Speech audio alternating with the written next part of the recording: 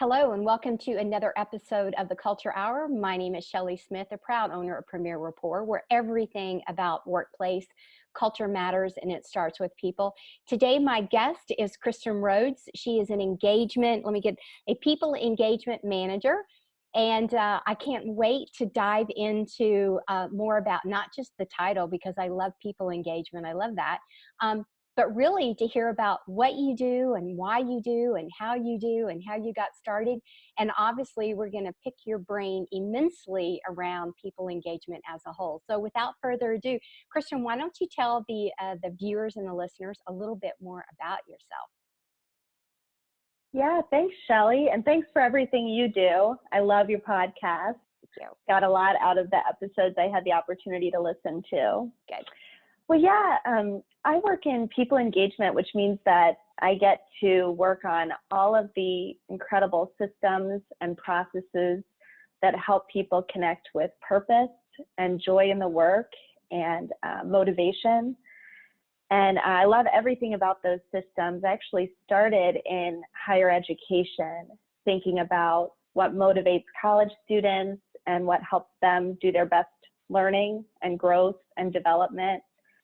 And I got into experiential education because I found that people develop and thrive when they have experiences and good learning and support and mentorship around those experiences. So I started there and had the opportunity to segue into nonprofit program management. And that's when I really got to expand beyond college students and work with college students still, but also professional groups of people. And I got to dive more into hiring and recruiting and training and onboarding. And during that time, I had the opportunity to hire and onboard and train about 300 people total for our team. And that was just a really deep dive for me into, people being our most valuable asset and how to spend time on those systems and processes that really help people develop into, their next level of growth, their next level of development. And Aileron, which is where I get to do my work now. So the Aileron community, that's what we are all about. And so I remember the day that I got connected with the opportunity to work with the Aileron community, and the way that even they shared the job description, I thought, oh, this is just speaking to me. It's a focus on people and a belief that we can build better systems and processes that help people grow and thrive. So then I transitioned out of nonprofit program management and into the community that I'm in now. And that's a little bit about me. Why don't you spell Aileron for everyone so we don't, because I'm sure people will be like, wait, I got to Google that. What is that? Absolutely. So it's Aileron, AILERON, and our website is aileron.org. And an aileron is a part of a plane and an airplane, and it helps provide lift and direction. And so that's what we do for privately held businesses. And so we work with privately held businesses, their leaders, their teams, to help them grow to their next level. I love that. So you said a few things. Every time I look down, I'm just taking notes. You said a few of my buzzwords that I love. So you talked about purpose. So I don't always say purpose. I usually would say intentions, but purpose, intentions. You talked about experiences, and you talked about that on the like the higher education piece. So I want to dive into that a little bit on the experiences side. And experiences is definitely a buzzword these days, and people use it for different reasons. And then you talked about hiring, onboarding, training. You talked about systems, processes, and then that definition of lift and direction, which obviously all goes into that quite nicely, right? I want to unpack a little bit about onboarding. So there's so many different places that employers can go. I say create the blind spot and things that go sideways. And so obviously that can start with a misrepresented job description. You talked about that. I like that, which leads into the hiring process. But that onboarding process, I think, is one of the biggest opportunities that companies have to really begin to shift their workplace culture. So let's stick there for a minute. Can you just talk about what onboarding means to you, what it is that you believe is successful onboarding? Yes, I'd love to. Onboarding is one of my favorite things to work on, so we're starting in a great place. So one thing that comes to mind around onboarding, especially when it's onboarding new people to your team, so onboarding new people to your workplace, one thing that comes to mind is that it's a two-way street. And so when you're onboarding someone to your community, you're also onboarding your community to a growing team and new work responsibilities, maybe even a new role.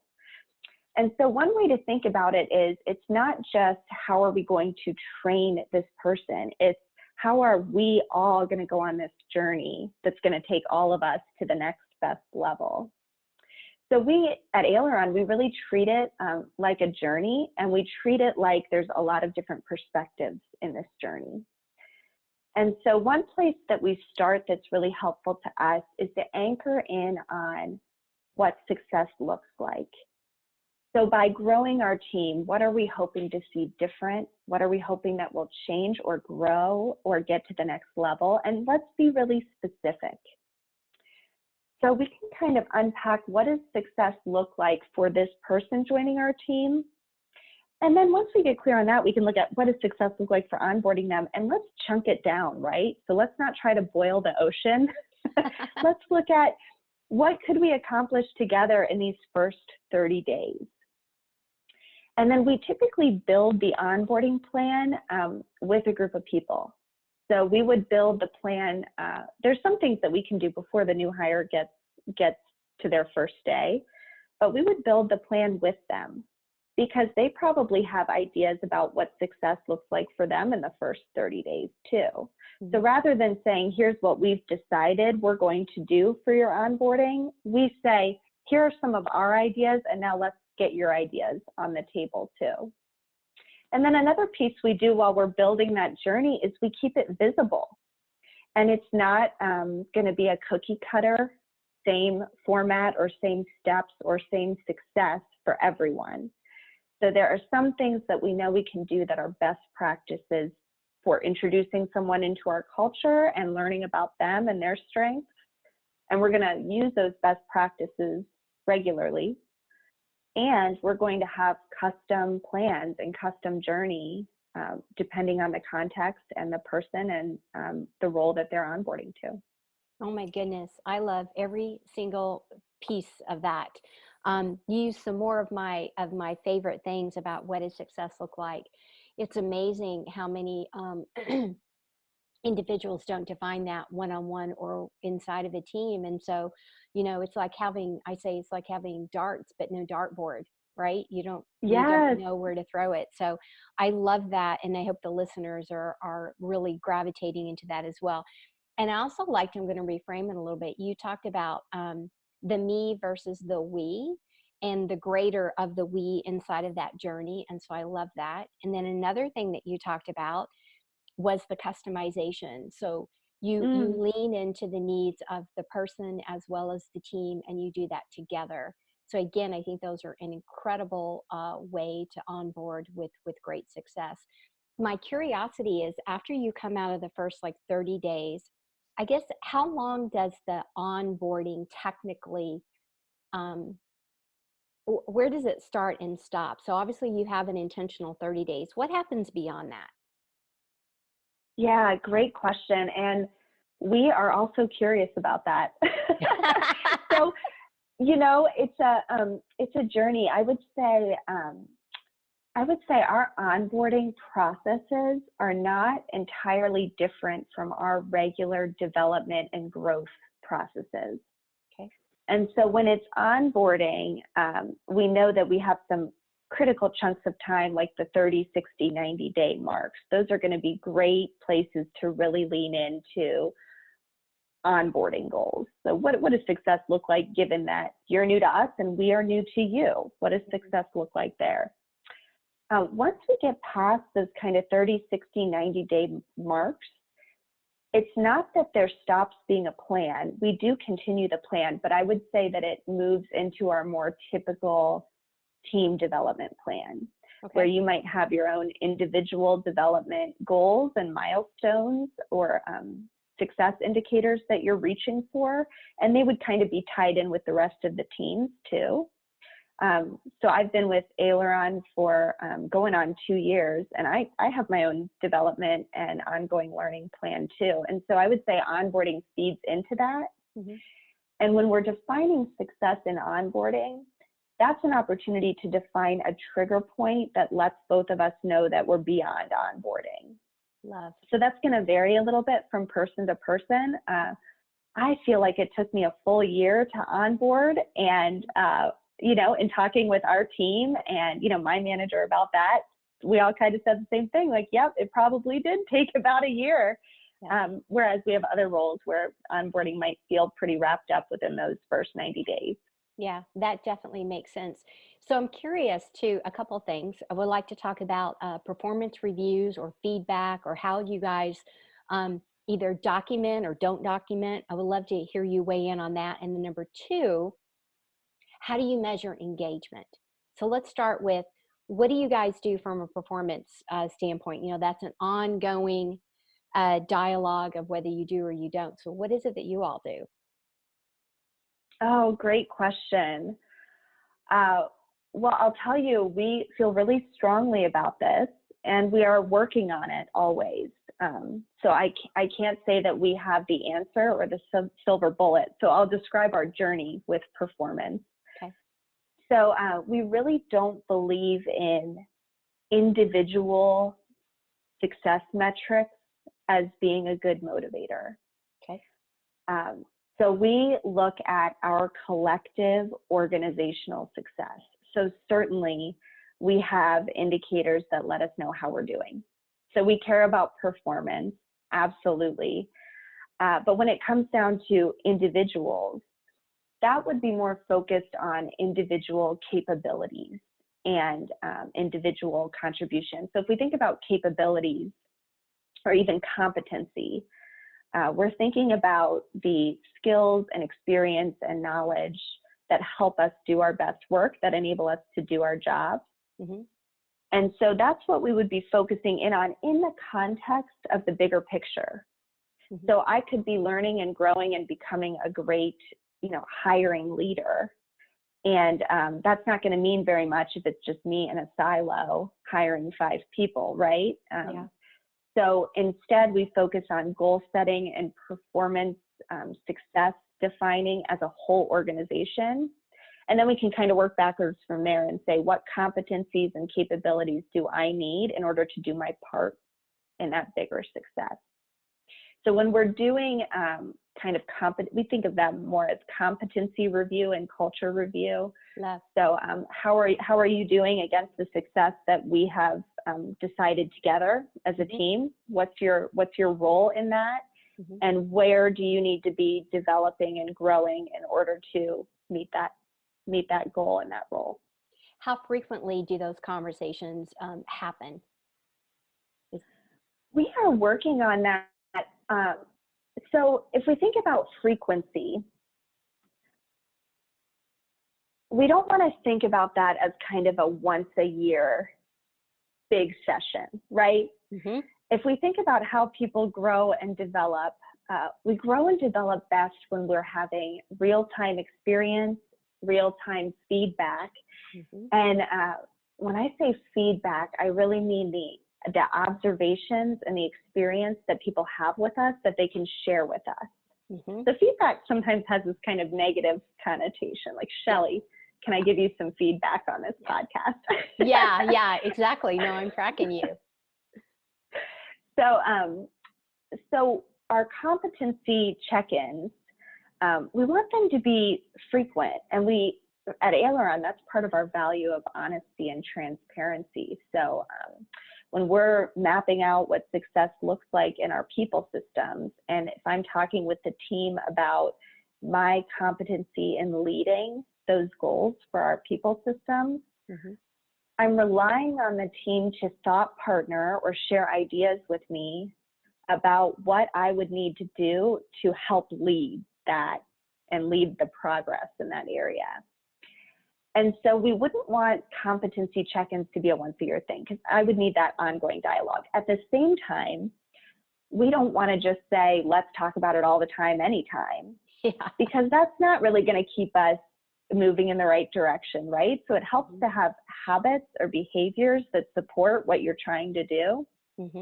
So we've done kind of a mix. I'm really interested in the idea of having a habit to check in quarterly, because that feels like a good regular cadence to me, but we're experimenting with it to see how it goes. Beautiful. Well, I definitely agree with what you're saying, and from a a concept standpoint, absolutely. The listeners who are still doing annual performance reviews and tying that are lagging behind in today's expectations, and I have the same feeling about feedback. It needs to be forward feedback. It needs to be intentional, very specific, helping the individual repeat those behaviors that are completely aligned to your point, and then also giving them feedback to what does the future look like if maybe they adapt or they pivot or they try a different approach in order to get, greater success inside of that. So I definitely agree. I'm a huge proponent of certainly not on the daily. That would be exhausting for everybody. Right. But I do believe, an intentional weekly, monthly check-in from both sides is definitely a healthy thing. But it's there's so many analogies around it. If you want a healthy partnership period, you can't wait for the anniversary date to go, hey, how we're doing? Or you can't wait till the 5-year mark. Hey, how we doing? You definitely have missed so many opportunities to define what right looks like if you don't do it, more frequently. So I love that. So before we put a wrap on today, I do want to hear, how are you guys measuring? And it might be the answer you just gave to know how engaged your people are. So is it a specific assessment? Is it specific competencies that you're looking at? How do you know? How are you measuring people engagement inside of your organization? Yeah, so when I think about people engagement, it brings me to our culture. And our culture is built on a foundation of our values. So thinking about how engaged our people are, we have opportunities to talk about it in a way where we all have common language about our values. So working together with people, we'll talk about how we're living and not living our values. And sometimes that happens on a spectrum, right? But I would know if someone was feeling a little disengaged because they wouldn't be engaging in that way around our values. And so it's an opportunity to check in and talk about how are we living and not living. So I'll give you an example. Aileron really values entrepreneurship. And one of the ways we think about that value is progress over perfection. And we don't just leave it at that, right? Of course, we really believe in that. We actually have it as a mantra on t-shirts, but we also dive into discussions about it. And so if I'm working with someone and let's say these competency reviews, so we're interested in trying competency reviews quarterly. They happen regularly at Aileron, but we don't just want to check out about it. We want to have a habit of checking in quarterly. So if I'm talking with the team about that and I'm saying, how are we living our value of progress over perfection in this project, which is to launch regular competency reviews? One way that we're living it is that we're trying something bold. We're trying something new. We could just sit back with the status quo and say, we're going to do annual performance reviews, but instead we're doing something a little bit different, something we believe in, and we're going to try it boldly. So that's really aligning with our value. Now, let's say we were underplaying our value, and we might talk about progress over perfection. Are we sharing this with others? So we don't have it exactly right yet. But do we share it on podcasts and share it with our clients and share it with other people in our organization so that they can learn right along with us. So it's not just that we're trying something new and we're being bold, but are we celebrating the progress that we're making in this area? And that's a good way to gauge with people, how are we engaging in our culture, by discussing where are we with our values. And that's a good way that I find to check in. Other than that, we practice a lot of curiosity and seeking to understand. And so if I were working with you, Shelley, and I noticed that you were showing up to multiple engagements and you appeared frustrated, or I perceived that you were kind of checked out, one way to approach that would be to have a brave and transparent conversation about it. And those aren't easy, No. Certainly not easy. Mm-hmm. But that's what we're always trying to live and grow, so that I could actually say, hey, Shelley, past few days, you've seemed frustrated, and I care, and I'm interested to know what's happening. So having those conversations too can really help clue us into what's happening with our team.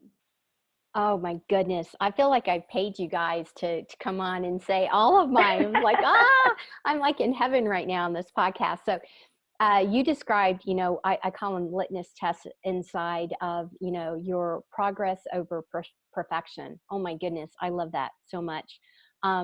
Living and not living. I talk about that inside of creating, that's the very reason why I am on a mission to have every company create culture playbooks, because it defines what right looks like, feels like, sounds like, what you believe. And it just helps everyone have that measure of what success looks like inside of their company culture, because, everybody's culture is obviously dramatically different, and it absolutely has to be predicated on the values, because if not, the mission, vision, values are just words on a wall, or words in a handbook, and words on a website. If we don't do anything to kind of come back again as the litmus test to say, are we living it or not? So I love that measure. And you also said, and I didn't write these down, you talked about being bold and brave. Is that what you said? I like those two. It is hard to have difficult conversations, but it's always absolutely the right thing to do. And you're right. You don't, I certainly administer a variety of different engagement type of surveys, but you're absolutely correct. And if you have good rapport with your team members, when something's wrong. Again, it's just like when there's something wrong with your friends or your family, your friends and your family, something's wrong. So of course you go and you check in, right? Absolutely. So, I love that. I love the idea of a culture playbook too. Oh, that makes so much sense. What does it look like when we're living and not living it? And let's talk about it regularly. Absolutely. Teams and clients that I have that are doing the playbooks, they're having a lot of fun with them. And it really, I always use a metaphor of when you define it, it's like when you first get a new car and all of a sudden you see the new car everywhere. You pay attention when you have a playbook and you create it, because you create a playbook page really a month at a time, and you really focus on a value, for example, and everybody is focused on it, and now all of a sudden it's like seeing that new car. It's like it's everywhere, and then we know what right looks like. So, well, Kristen, Absolutely. Thank you so much for being a guest today. I love everything that you talked about, and sounds like your role as people engagement is a really great thing and a lot of fun, and it sounds like you found your home. So if anybody have questions to you directly, what's the best way that they can contact you, either via email or LinkedIn or whatever? What's a good contact information you can give us? Yeah, so I'd actually recommend starting at our website. So I'll spell it again. It's Aileron, AILERON.org. And we have an About Us page that lists our team. All of our contact information is public, so you can find me there. And our whole team is a team of people who love people systems, who love people engagement, who love culture. So you could also explore and reach out to anyone on our team. And then I'm on LinkedIn too, Kristen Rhoads, Rhoads. Beautiful. Well, thank you so much. We appreciate your time today. And I appreciate everyone who is tuned in and plugged in, listening, watching, viewing, commenting, sharing. And again, you guys know everything that I do is about workplace culture. And it absolutely can't have culture matters without starting with people. And remember, culture is not built in a day. Culture is built every single day. So how are you showing up? How's your team showing up? And make sure that you're living what it is that you're supposed to be living inside of your workplace culture, and being brave and bold about it. I love that, being brave and bold about it. So until then, my name is Shelley Smith. Thank you so much. Again, thank you, Kristen. And we'll talk to everybody again soon.